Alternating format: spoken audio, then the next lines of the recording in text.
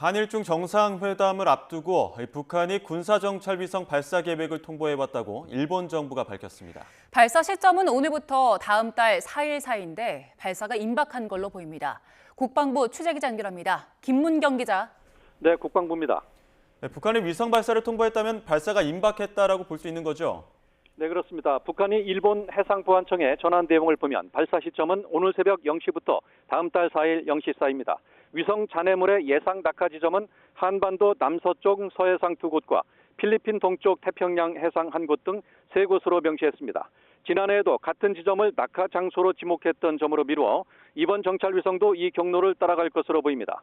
전북 군산 앞 서해 먼바다 지점의 1단 엔진이 제주도 서쪽 먼 해상의 위성 덮개가 필리핀 루손 동방 해상 지점에 2단 엔진이 낙하할 것으로 전망됩니다.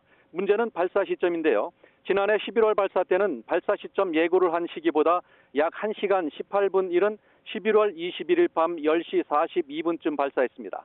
또 발사 기간을 통보한 뒤 예고 기간 첫날 새벽에 발사하기도 했습니다. 이에 따라 기상 조건만 맞으면 오늘이든 내일이든 언제든지 주 야간을 가리지 않고 발사할 가능성이 높습니다.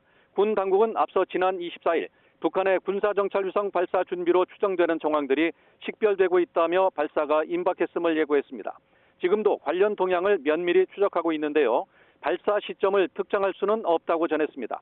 앞서 북한은 지난해 11월 군사정찰위성 1호기를 궤도에 올린 뒤 올해 3기를 더 발사할 계획이라고 밝혔는데요.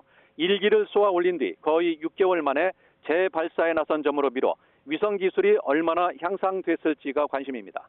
최근에는 러시아 기술진이 대거 북한에 입국했다는 소식도 전해졌는데 북러 군사협력이 강화되는 시점에 위성까지 쏘아 올리면서 지난해보다 성능이 향상된 위성을 탑재했을 가능성이 높아 보입니다.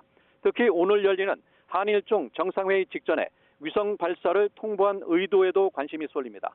북한 비핵화를 둘러싼 한일중 협력에 균열을 내기 위한 차원에서 위성 발사 시기를 특정했다는 정치적 노림수가 있었을 거라는 분석도 나옵니다. 지금까지 국방부에서 YTN 김문경입니다.